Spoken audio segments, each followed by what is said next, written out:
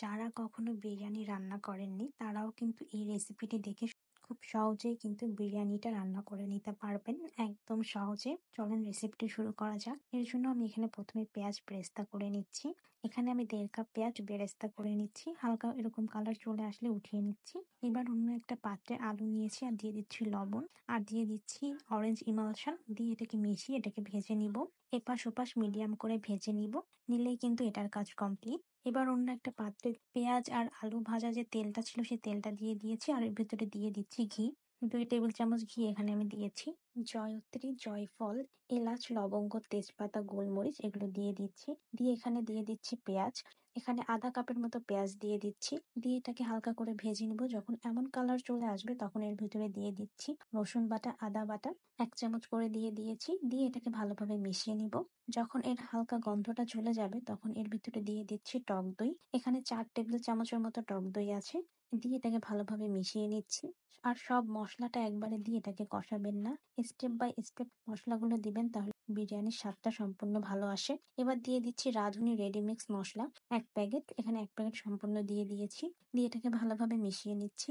এটা একটু কিছুক্ষণ কষিয়ে নিব। এবার এই পর্যায়ে দিয়ে দিচ্ছি টমেটো সস। এখানে 2 টেবিল চামচের মতো টমেটো সস দিয়ে দিলাম। দিয়ে এটাকে আবার ভালোভাবে মিশিয়ে নিব। এটা যেহেতু একটু ড্রাই হয়ে গেছে এর জন্য এখানে দিয়ে দিচ্ছি সামান্য একটু দুধ।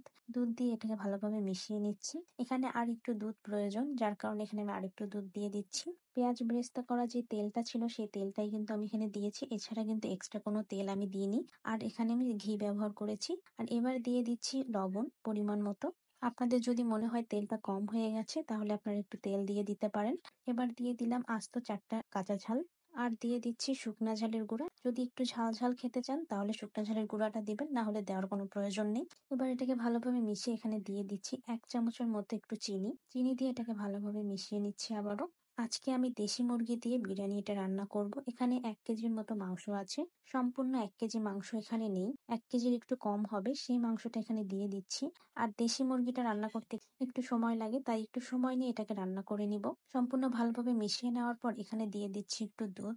আর মাংসটা সেদ্ধ হওয়া পর্যন্ত এটাকে জাল করতে থাকবো। আর এই পর্যায়ে আমি কোনো ধরনের পানি এখানে ব্যবহার করব না। যদি কোনো পানির প্রয়োজন হয় তার পরিবর্তে এখানে আমি দুধটাই ব্যবহার করব। আমি এখানে 2-3 বারে দুধটা ব্যবহার করেছি। করে এটাকে ভালোভাবে কষিয়ে নিয়েছি।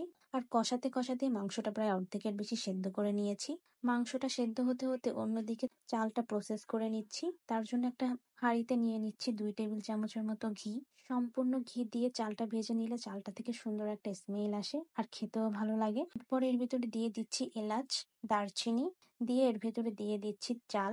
এখানে আমি আধা কেজির মতো চাল নিয়েছি। আর এখানে পরিমাণ মতো লবণ দিয়ে দিচ্ছি। দিয়ে এটাকে ভালো মতো সময় নিয়ে ভেজে নিব। চালটা সম্পূর্ণ ভালোভাবে ভেজে নিতে হবে। আর চালটা ধুয়ে আমি আধা ঘন্টার মতো ভিজিয়ে রেখেছিলাম। চালটা সম্পূর্ণ ভাজা হয়ে গেলে এর ভিতরে দিয়ে দিচ্ছি ফুটন্ত পানি। এখানে আমি আধা কেজির মতো চাল নিয়েছি, সেই অনুযায়ী পানিটা দিয়ে দিচ্ছি। যদি আপনি 5 কাপ চাল নিয়ে থাকেন তাহলে 5 কাপের সাথে 5 কাপ পানি এখানে ব্যবহার করবেন, কিন্তু সম্পূর্ণ 5 কাপ পানি এখানে ব্যবহার করবেন না। 5 কাপের থেকে কম পানি ব্যবহার করবেন। আর এখানে একটু সামান্য পরিমাণ দুধ দিয়ে দিচ্ছি। দিয়ে এটাকে ভালোভাবে সেদ্ধ করে নিব। আর অন্যদিকে কিন্তু আমাদের মাংসটাও সম্পূর্ণ রান্না হয়ে গেছে। এবার এদিকে আমাদের চালটাও সম্পূর্ণ সেদ্ধ হয়ে গিয়েছে। আর দেখেন চালটা কতটা ঝরঝরে হয়েছে, একদম পারফেক্ট সম্পূর্ণ হয়েছে, একদম পারফেক্ট হয়েছে। এবার বিরিয়ানিটা আমরা দমে দিব, তার জন্য একটা হাঁড়িতে প্রথমেই দিয়ে দিচ্ছি আলু। আলুটা কিন্তু আমি আরেকটু ভেজে নিয়েছি। এবার সম্পূর্ণ আলুটা এখানে দিয়ে দিচ্ছি। দেওয়ার পরে মাংসটা সম্পূর্ণ এর ভিতরে দিয়ে দিচ্ছি। সম্পূর্ণ মাংসটাই আমি একবারে দিয়ে দিচ্ছি। দিয়ে এবার ভাতগুলো সম্পূর্ণ এখানে দিয়ে দিচ্ছি। সবগুলো ভাত একবারে দিয়ে এখানে দিয়ে দিচ্ছি ঘি। এখানে এরকম ঘি দিয়ে দিচ্ছি। ঘি দেওয়ার পর এখানে দিয়ে দিচ্ছি পেঁয়াজ বেরেস্তা। এবার কেওড়া জল দিয়ে দিচ্ছি, গোলাপ জল দিয়ে দিচ্ছি। দিয়ে এটাকে দমে দিব। আধা ঘন্টার মতো দমে দিয়েছি। আধা ঘন্টা পরে কিন্তু সম্পূর্ণ পারফেক্ট ভাবে বিরিয়ানিটা তৈরি হয়ে গেছে। এবার এটাকে ভালোভাবে মিশিয়ে নিলেই কিন্তু হয়ে যাবে। আর এটা একদম পারফেক্ট একটা বিরিয়ানি।